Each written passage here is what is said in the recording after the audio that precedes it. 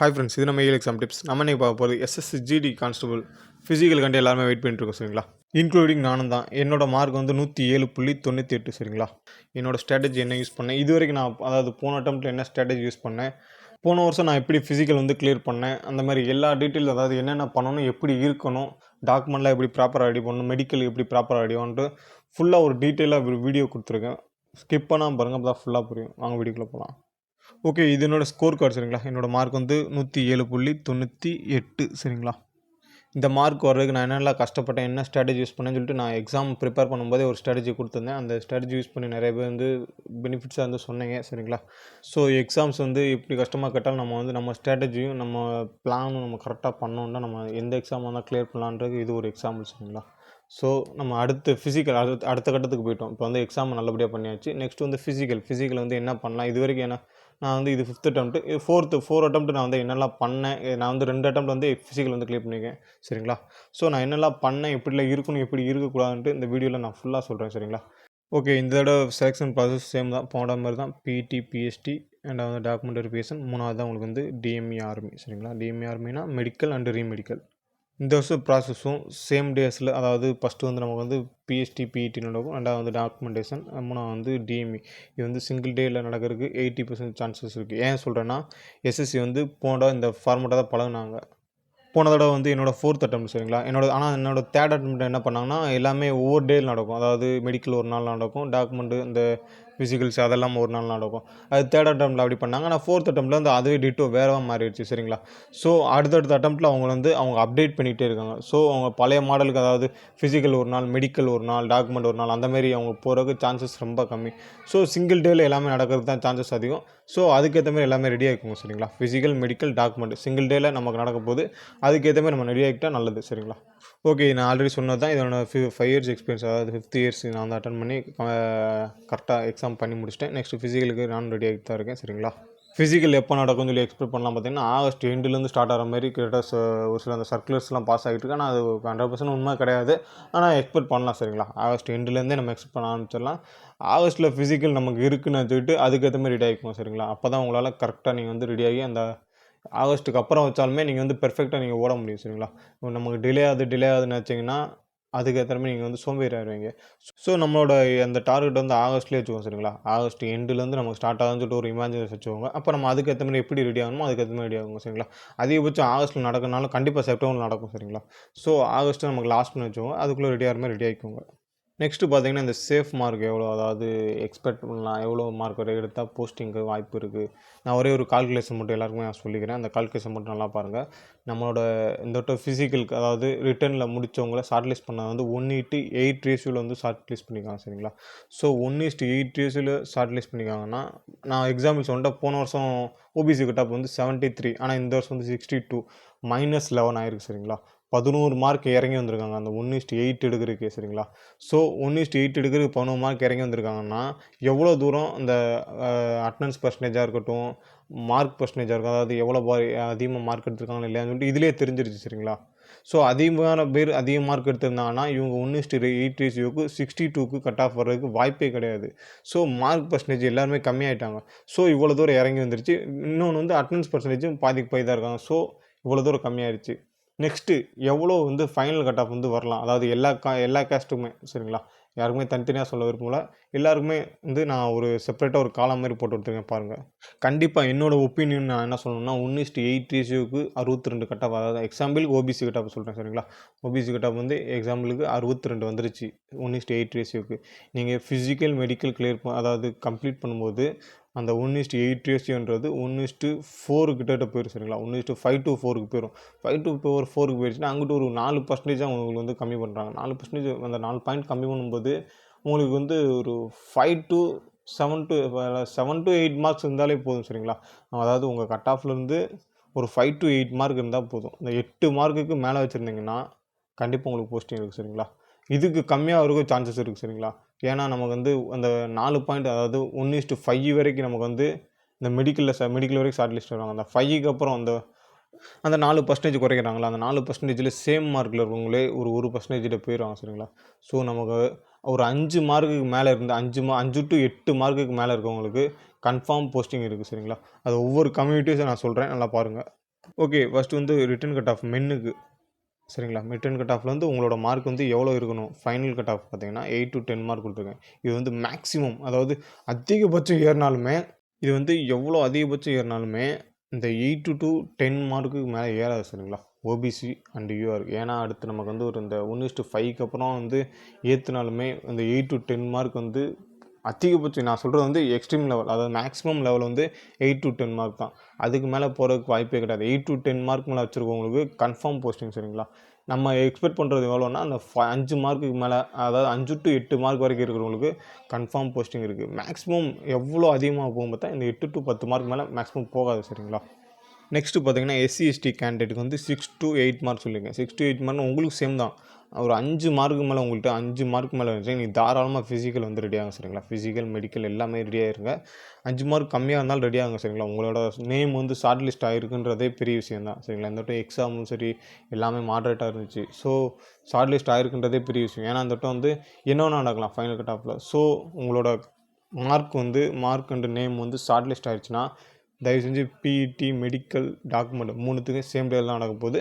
அதுக்கு நீங்கள் உங்களை தயார்படுத்திக்கோங்க. நெக்ஸ்ட்டு பார்த்தீங்கன்னா இடபிள்யூஎஸ் வந்து இஎஸ்பி சரிங்களா. இஎஸ்பிஸ்னா எக்ஸ்பீரியன்ஸ் பர்சன் சரிங்களா. எக்ஸ்பீரியன்ஸ் பர்சனுக்கு இடபிள்யூஎஸ்க்கும் 3 to 5 மார்க் வந்து உங்களோட கட் ஆஃபில் வந்து வச்சுருந்தாலே உங்களுக்கு ஜாப் கன்ஃபார்ம் சரிங்களா. இடபிள்யூஎஸ்லாம் வருஷம் வேக்கண்டே ஃபுல்லாகாமல் போகுது. அங்கே கேண்டிடேட் வந்து அவ்வளோவா அவைலபிளாக இல்லை சரிங்களா. ஸோ நீங்கள்லாம் இடபிள்யூஎஸ்லாம் நீங்கள் வந்து 3 to 5 மார்க் வச்சுருந்தீங்கன்னா தாராளம் உங்களுக்கு போஸ்டிங். உங்களுக்கு அதிகபட்சம் இடபிள்யூஎஸ் வந்து எக்ஸ்பீரியன்ஸ் பர்சனுங்க அதிகபட்சம் பார்த்தீங்கன்னா ஒரு 4 to 6 மார்க் தான் சரிங்களா. 6 மார்க் மேலே மென்னுக்கு இடபிள்யூஎஸ் வந்து எக்ஸ்பீரியன்ஸ் பர்சனுக்கு ஏறாது சரிங்களா. 6 மார்க் மேலே உங்களுக்கு கேரண்டியாக சொல்லலாம். ஏன்னா இடபிள்யூஎஸ்க்குலாம் வேக்கண்டே வருஷம் ஃபுல்லாகாமல் போகுது. ஸோ 6 மார்க்லாம் அதிகம் உங்களுக்கு வந்து ஃபைனல் கட் ஆஃபுக்கு சரிங்களா. நெக்ஸ்ட்டு உமன்ஸுக்கு பார்க்கலாம் சரிங்களா. உமன்ஸுக்கு வந்து உங்களோட ரிட்டன் கட் ஆஃப்லேருந்து ஓபிசி அண்ட் யூஆருக்கு வந்து 7 to 8 மார்க்கு சரிங்களா. 7 to 8 மார்க்குன்றது அதிகபட்சம். மேக்ஸிமம் வந்து உங்களுக்கு 7 to 8 மார்க் வந்து உங்களோட கட் ஆஃபில் வந்து அதிகமாக வச்சுருந்தீங்கன்னா உங்களுக்கு போஸ்டிங் வந்து ஷுவராக உண்டு சரிங்களா. நெக்ஸ்ட்டு பார்த்தீங்கன்னா எஸ்சி எஸ்டி கேண்டிடேட் பார்த்தீங்கன்னா 6 to 8 மார்க்கு. எஸ்சி எஸ்டி அதாவது உமன்ஸுக்கு வந்து இந்த வேரி ஆகுதுன்னா உங்களுக்கு உமன்ஸுக்கு வந்து இந்த வருஷம் வேகன்சி வந்து கொஞ்சம் கம்மி தான் சரிங்களா. ரெண்டாவது எக்ஸ்டெண்ட் பண்ணாலுமே உங்களுக்கு பெருசாக அதில் பெனிஃபிட் இல்லை சரிங்களா. ஸோ நீங்கள் வந்து உமன்ஸ் எஸ்சி எஸ்டி கேண்டிடேட் வந்து 6 to 8 மார்க் சொல்லியிருக்கேன். 6 to 8 மார்க்ன்றது எக்ஸ்ட்ரீம் லெவல் சரிங்களா. அதாவது மேக்ஸிமம் லெவல். இந்த மேக்ஸிமம் லெவல்ன்றது இதுக்கு மேலே தாண்டாது உங்களோட கட் ஆஃப் வந்து சரிங்களா. ஷியூராக சொல்லலாம் வந்து. நெக்ஸ்ட்டு பார்த்தீங்கன்னா இடபிள்யூஎஸ் வந்து இஎஸ்பி, அதாவது எக்ஸ்பீரியன்ஸ் பர்சன், உங்களுக்கு வந்து 3 to 5 மார்க் தான் அதிகபட்சமே சொல்கிறேன் சரிங்களா. ஏன்னா உமன் கேண்டிடேட்டுக்கு இவ்வளோ தான் கட் ஆஃப் சரிங்களா. இதுக்கு மேலே வந்து மார்க் வந்து அதிகமாக ஏறாது. ஸோ இந்த மார்க் இருக்கவங்க, அதாவது உமன் கேண்டிடேட்டை பொறுத்த மட்டும் இடபிள்யூஎஸ் வந்து எக்ஸர்வீஸ் பர்சனுக்கு தவிர மிச்ச எல்லா கேண்டிடேட்டுமே 5 மார்க்கு அதிகபட்சம் உங்கள்கிட்ட 5 மார்க் அவங்க கட் ஆஃப்ல இருந்து இருக்குன்னா நீங்கள் தாராளமாக ஃபிசிக்கல் மெடிக்கல் டாக்குமெண்ட்டுக்கு ப்ராப்பராக ரெடி ஆகிக்கணும் சரிங்களா. என்ன வேணால் அந்த விட ஃபைனல் கட் ஆஃபில் வந்து நடக்கலாம். ஸோ ஏன்னா உங்களோட கட் ஆஃபில் வந்து போன கட் ஆஃப் இந்த விட கட் ஆஃப் மைனஸில் இறங்கி வந்துருச்சு சரிங்களா. ஸோ இந்தமாதிரி ஏறினாலுமே அதிகபட்சம் ரொம்ப எல்லாம் ஏறாது. போனோட அளவுக்குலாம் அந்த 17 மார்க் 18 மார்க்லாம் போன ஏறிடுச்சு சரிங்களா. இந்த தடவை அந்தமாரி ஏறுறதுக்கு சான்ஸே துளி கூட கிடையாது சரிங்களா. ஸோ உங்களோட கட் ஆஃப்லேருந்து மென் அண்ட் உமன் சரிங்களா, காமனாக சொல்கிறேன், மென் அண்ட் உமனுக்கு உங்களோட கட் ஆஃப்லேருந்து 5 மார்க் மேலே இருந்தாலே நீங்கள் தாராளமாக ஃபிசிக்கல் மெடிக்கல் டாக்குமெண்ட்டுக்கு ரெடியாக இருங்க சரிங்களா. ஃபைனலில் என்ன வேணால் நடக்கலாம். இந்த தடவை வந்து யாராலும் எதுவும் சொல்ல முடியாது. ஏன்னா ரொம்ப டவுன் ஆகிடுச்சு, கட் ஆஃபே டவுன் ஆகிடுச்சு சரிங்களா. ஸோ அதனால் சொல்கிறேன், ஃபிசிக்கல் மெடிக்கல் டாக்குமெண்ட்டு 3த்துக்குமே ப்ராப்பராக ரெடி ஆகிக்கோங்க. ஓகே, நெக்ஸ்ட்டு நான் ஃபிசிக்கல் டயத்தில் எப்படிலாம் இருந்தேன், எப்படிலாம் ரெடி ஆனேன், என்னென்னலாம் தப்பு பண்ணியிருந்தேன், என்னென்னலாம் கரெக்டாக பண்ணேன்றதை உங்களுக்கு டீட்டெயிலாக ஒரு டிப்ஸ் மாரி சொல்கிறேன். ஃபுல்லாக பாருங்கள் சரிங்களா. ஸ்கிப் பண்ணால் பாருங்கள். அப்போ உங்களுக்கு வந்து இது வந்து உண்மையிலேயே உங்களுக்கு வந்து என்னோடய அனுபவத்தை வந்து ஷேர் பண்ணிக்கிறேன் சரிங்களா. ஸோ இதை வந்து பாருங்கள், உங்களுக்கு யூஸாக இருக்கும் நிஜமாவே சரிங்களா. ஃபஸ்ட்டு வந்து நான் ஃபிசிக்கலுக்கு நான் எந்தமாதிரி பண்ணுவேன்னா, மார்னிங் செக்ஷன் வந்து நான் 6 மணிக்கு தான் ஸ்டார்ட் பண்ணுவேன் சரிங்களா. ஏன் நான் 6 மணிக்கு ஸ்டார்ட் பண்ணேன்னா, நான் வந்து என்ன பண்ணுவேன்னா, எனக்கு ஈவெண்ட் வந்து எப்போவுமே அங்கே, அதாவது நம்ம சென்னையாக இருக்கட்டும், நம்ம தமிழ்நாடு கேண்டிடேட் பொறுத்த மட்டும் சென்னையாக இருக்கட்டும், சிவகங்கை ஐடிபியாக இருக்கட்டும், அந்த நமக்கான ஈவெண்ட் வந்து மேக்ஸிமம் வந்து 5:45 அந்த டயத்தில் 5:45 to 6 மணிக்கெலாம் ஸ்டார்ட் ஆகும் சரிங்களா.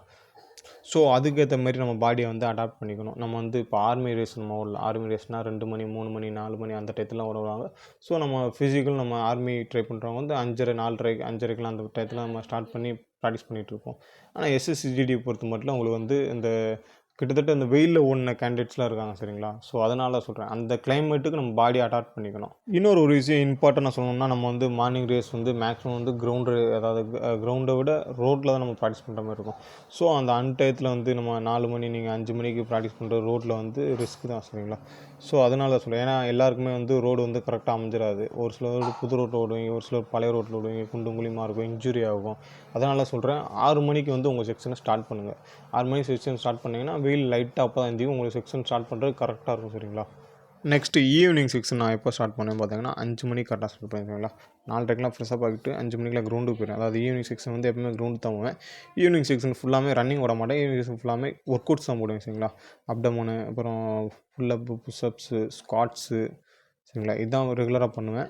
ஈவினிங் செக்ஷன் வந்து இப்படி தான் ஃபுல்லாமே ஒர்க் அவுட்ஸ் தான் பண்ணுவேன். ஈவினிங் வந்து மேக்ஸிமம் ஓட மாட்டேன் சரிங்களா. வார்ம் அப் ரவுண்ட்ஸ்னால் ஸ்டார்ட் பண்ணுவேன். வார்ம் அப் ரவுண்ட்ஸ் ஒரு 5 ரவுண்டு ஓடிட்டு ஃபுல்லாக ஒர்க் அவுட்ஸ் தான் போகும் சரிங்களா. இன்னொரு விஷயம், ஒரு பெரிய டிப்ஸ்னு சொல்கிறேன். நீங்கள் வந்து எவ்வளோ ஒர்க் அவுட்ஸ் போட்டாலும் அது வந்து ஃபிசிக்கலுக்கு முன்னாடி, அதாவது உங்களுக்கு ஃபிசிக்கல் டேட் போட்டாங்கன்னா அதுக்கு முன்னாடி வரைக்கும் நீங்கள் என்ன ஒர்க் அவுட் வேணால் பண்ணிக்கோங்க. ஃபிசிக்கல் டேட் போட்ட பிறகு ஒர்க் அவுட்ஸ் அதிகமாக பண்ணாதீங்க. வெறும் ரன்னிங் மட்டும் தான் உங்கள்கிட்ட இருக்கணும் சரிங்களா. உங்களுக்கு டேட் கொடுத்துட்டாங்கன்னா அதுக்கடுத்து உங்களுக்கு வந்து ரன்னிங் மட்டும்தான் இருக்கணும். அதுக்கப்புறம் போய் நீங்கள் ஒர்க் அவுட் போட்டு பாடியை டயர்டாக்கி அதெல்லாம் பண்ணிக்காதீங்க.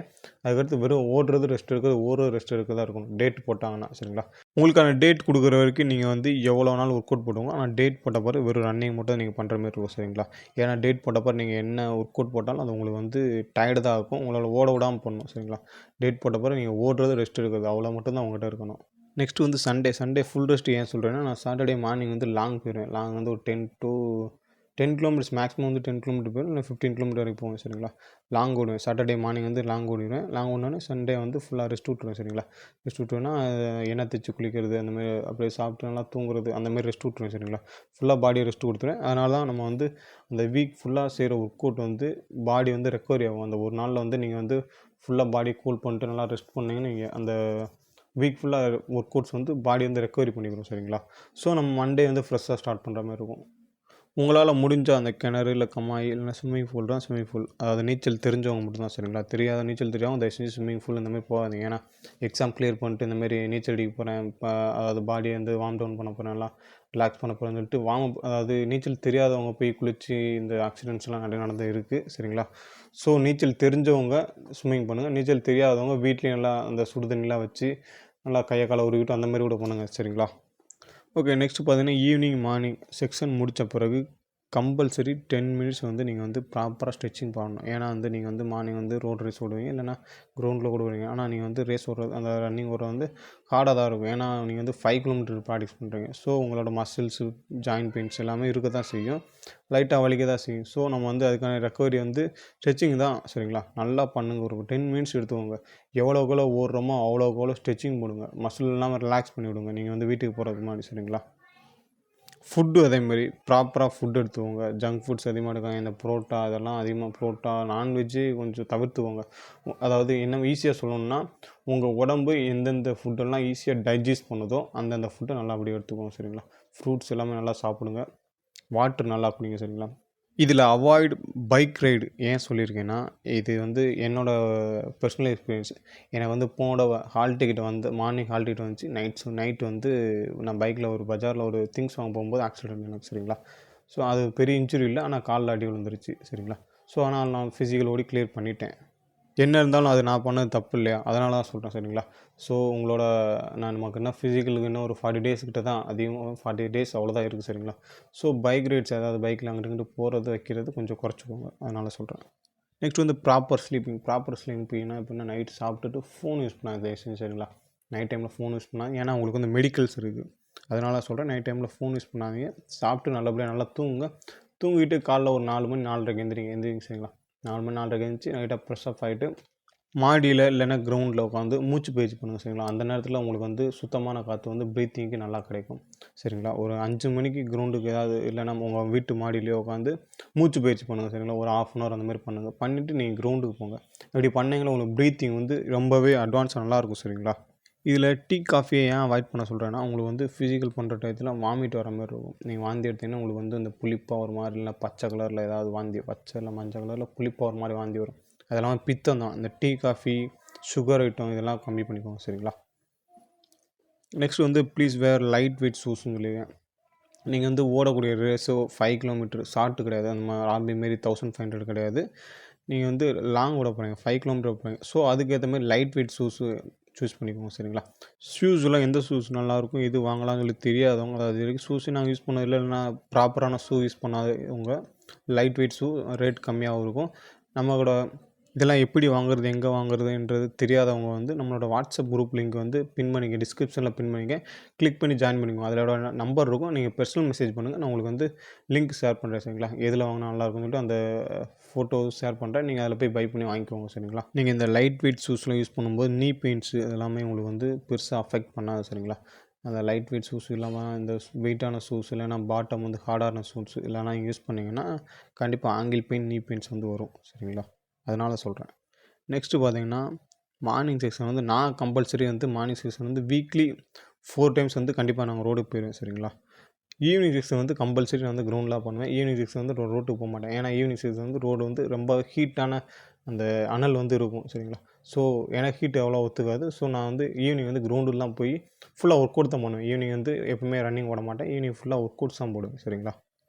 நெக்ஸ்ட்டு பார்த்தீங்கன்னா, ஃபிசிக்கல் டைம் வந்து நீங்கள் இந்த காட்டன் டிஷர்ட் இருக்குது பார்த்தீங்களா, ரன்னிங் ஓடும்போது இந்த காட்டன் டிஷர்ட்டு, காட்டன் ட்ரௌசரு இதெல்லாம் தயவு செஞ்சு போட்டு விடாதீங்க. அது வந்து உங்களோட வேர்வை வந்து தக்க வச்சுக்கின்னா அது வந்து அதுவே ஒரு வெயிட் கொடுக்கும் சரிங்களா. அது ஒரு அன்கம்ஃபர்ட்டாக இருக்கும். நீங்கள் ரன்னிங் ஓடும்போது சரி, ஒர்க் அவுட்ஸ் போடும்போது சரி, நீங்கள் வந்து இந்த ஜெர்சி கிளாத் இல்லைன்னா அந்த பாலிஸ்டர் கிளாத் அந்தமாரி வந்து போட்டுவோங்க சரிங்களா. ஃபிசிக்கல் டயத்தில் அது போடுறதுனால பிரச்சனை கிடையாது. டே டைமில் அந்தமாரி போடாதீங்க. டே டைம் வந்து காட்டன் டிஷர்ட் அந்தமாரி வேர் பண்ணிக்கோங்க சரிங்களா. நெக்ஸ்ட்டு வந்து நான் ஆல்ரெடி சொன்ன மாதிரி தான், நான் சாட்டர்டே மார்னிங் வந்து லாங் ஓடுவேன் சொன்னேன்ல, எக்ஸாம்பிள் இந்த 10 கிலோமீட்டர் கிட்ட சரிங்களா. லாங் ஓடுறது பார்த்து ஓடுங்க சரிங்களா. ஏன்னா நீங்கள் வந்து 10 கிலோமீட்டர்ஸ் வந்து நல்ல ரோடாக பார்த்து ஓடுங்க. லாங் ஓடும்போது இந்த குண்டு குழிமா ரோட்டில் ஓடாதீங்க தயவு செஞ்சு. ஏன்னா நீங்கள் ஓடும்போது டக்குன்னு ஸ்லிப் ஆயிரும் சரிங்களா. தயவு செஞ்சு ரோட்டில் ஓடும்போது இன்ஜூரி ஆகாமல் போடுங்க. ஏன்னா நீங்கள் மெல்ல கீழே விழுந்தாலுமே உங்களுக்கு வந்து முட்டியை பேத்துரும், டக்குன்னு முட்டியை பேத்து விட்டுரும். ஏன்னா ஆல்ரெடி நானும் அடி விழுந்திருக்கேன் சரிங்களா. ஸோ அதனால் சொல்கிறேன், ரோட்டில் வரும்போது பைபாஸில் ஓடுறவங்க தயவு செஞ்சு ஆப்போசிட்டில் ஓடுங்க. நேருக்கு நேராக அதாவது உங்களுக்கு பின்னாடி வண்டி வர்ற மாதிரி ஓடாதீங்க, உங்களுக்கு முன்னாடி வண்டி வர மாதிரி நீங்கள் ஆப்போசிட்டில் ஓடுங்க. அப்போ தான் உங்களுக்கு வந்து வண்டி உங்களுக்கு ஆப்போசிட்டில் வந்தாலும் நீங்கள் பார்த்து ஓடிக்கலாம். அதனால் சொல்கிறேன், வண்டி உங்களுக்கு பின்னாடி வர மாதிரி ஓடாதீங்க, வண்டி உங்களுக்கு முன்னாடி வர மாதிரி, புரியுதா? உங்களுக்கு ஆப்போசிட்டில் நீங்கள் வண்டியை ஃபேஸ் பண்ணி ஓடுற மாதிரி ஓடுங்க சரிங்களா. நம்ம எல்லாருமே எக்ஸாம்ஸ் வந்து நல்லபடியாக பண்ணியாச்சு. ஸோ இன்னும் இருக்க ஃபிசிக்கல், மெடிக்கல் அதுக்கு வந்து நம்ம வந்து பாடியை கரெக்டாக வச்சுக்கணும். அதனால தான் சொல்கிறேன், ரோட் ரேஸ் வந்து கொஞ்சம் ஹார்டான லெவல் தான், அதை பார்த்து நம்ம ஓடிக்கணும் சரிங்களா. இந்த லாங்கெல்லாம் ஓடுறீங்கன்னா தயவு செஞ்சு அன்றைக்கி ஈவினிங் முடிஞ்சால் அன்றைக்கி ஈவினிங் லைட்டாக ஒர்க் அவுட் பண்ணுங்கள். முடியலைன்னா அன்றைக்கி ஈவினிங் மறுநாள் கூட ரெஸ்ட் விட்ருங்க சரிங்களா. அப்போ தான் பாடி வந்து அதுக்கேற்ற மாதிரி ரெக்கவரி ஆகும். ஸோ லாங் ஓடிட்டு நமக்கு நீ பெயின் இல்லைனா ஏதாவது பெயின் இருக்கும்போது அதோடு நம்ம வந்து ஒர்க் அவுட் போட்டு மறுநாள் செக்ஷனே உங்களுக்கு வந்து லீவ் ஆகிரும் சரிங்களா. அதனால தான் சொல்கிறேன், முடியலைன்னா அன்றைக்கி ஒரு செக்ஷன் வந்து நீங்கள் வந்து ரெஸ்ட் விட்ருங்க. ரெஸ்ட் விட்றதுனால ஒன்றுமே தப்பு கிடையாது. பாடி ரெக்கவர் கொடுக்கணும். நம்ம வந்து மனுஷன் தானே, நம்ம மெஷினே ஒரு லெவலுக்கு மேலே போணுச்சுன்னா அதுவே இதாகிரும் சரிங்களா. ஓகே, நம்ம ஜிடியை பற்றி இந்த ஜேர்னியில் நிறைய வீடியோஸ் வந்து இப்போ என்னால் போட முடியல. ஆக்சுவலாக ஃப்ரெண்ட் மேரேஜ் போய்கிட்டு இருந்துச்சு. ஸோ அந்த வேலையை இருந்துட்டேன். ஸோ இனிமேல் வந்து நம்ம கண்டினியூஸாக நம்ம ஜிடியை பற்றின வீடியோ வந்து கொடுக்க போகிறோம். இப்போ அதாவது நம்ம பிஎஸ்எஃப் வந்து ஹெச்எம் அண்ட் ஏஎஸ்ஐக்கு வந்து நம்ம ஆன்லைன் கிளாஸஸ் வந்து கண்டக்ட் பண்ணியிருந்தோம் ஃபிசிக்கலுக்கு சரிங்களா. ஃப்ரீ தான், அந்த முற்றிலும் ஃப்ரீயாக தான் பண்ணியிருந்தோம். அதேமாரி நம்ம ஜிடிக்கும் நம்ம ஃப்ரீ ஆன்லைன் கிளாஸஸ் வந்து பண்ணலாமா ஃபிசிக்கலுக்கு சரிங்களா. அப்படி தேவைப்படுறவங்க கமெண்ட் பண்ணுங்கள். உங்களுக்கு வந்து நான் வாட்ஸ்அப் குரூப்பில் வந்து இந்த டிஸ்கிரிப்ஷனில் பின் பண்ணிப்பேன், அதை கிளிக் பண்ணி ஜாயின் பண்ணுங்கள் சரிங்களா. ஃப்ரீ ஆன்லைன் கோர்சஸ் வந்து நம்ம கண்டக்ட் பண்ண போகிறோம் ஃபிசிக்கலுக்கு சரிங்களா. இதுவரை ஃபிசிக்கல் நான் ஓடவே கிடையாது, இல்லை நான் ஓடிட்டு தான் இருக்கேன், எனக்கு டைமிங் வரல, அப்படி யாராக இருந்தாலுமே நீங்கள் வந்து நம்ம குரூப்பில் ஜாயின் பண்ணிக்கோங்க. நம்ம கோர்சஸ் வந்து கண்டக்ட் பண்ணலாமா வேணாமான்றது எவ்வளோ பேர் எக்ஸ்பெக்ட் பண்ணுறீங்கன்றது கமெண்டில் பொறுத்து தான் சரிங்களா ஸ்டார்ட் பண்ணுறது. ஸோ வேணுன்றவங்க தயவு செஞ்சு கமெண்ட் பண்ணுங்கள். ஓகே, நெக்ஸ்ட்டு அப்கமிங் வீடியோஸில் எப்படி வரப்போகுதுன்னா, நெக்ஸ்ட் வந்து இந்த ஃபிசிக்கல் வந்து நமக்கு இது வரைக்கும் எப்படிலாம் நடந்துச்சு, என்னென்ன பேட்டர்ன்லாம் நடந்துச்சு, என்னென்ன ஃபிசிக்கல் டயத்தில் என்ன டாக்குமெண்ட்லாம் கேட்டாங்க, அந்த மாதிரி நெக்ஸ்ட் வந்து document verification A to Z எப்படி ஸ்டார்ட் பண்ணி எப்படி முடித்தாங்க, எதுக்கெல்லாம் ரிஜெக்ட் பண்ணாங்க, எதுக்கெல்லாம் வீட்டுக்கு அனுப்பிவிட்டு சர்டிஃபிகேட் வாங்கிட்டு வாங்க சொல்லி அனுப்பிவிட்டாங்க, அந்த மாதிரி details. Next medical and remedical வந்து எப்படி நடந்துச்சு, எதுக்கெல்லாம் ரீமெடிக்கல் போட்டாங்க, அந்த மாதிரி எல்லா டீட்டெயில்ஸுமே அடுத்தடுத்த வீடியோஸில் நான் கொடுக்க போகிறேன். இந்தமாதிரி நம்ம வீடியோஸ்லாம் விட்டால் தவறாமல் நம்ம சேனலை வந்து சப்ஸ்கிரைப் பண்ணி பெல் ஐக்கானை கிளிக் பண்ணிக்கோங்க. அப்போ நம்ம போடுற வீடியோஸ்லாம் ஒன்றுக்கு ஒன்று உங்களுக்கு நோட்டிஃபிகேஷன் வரும். தேங்க்யூ.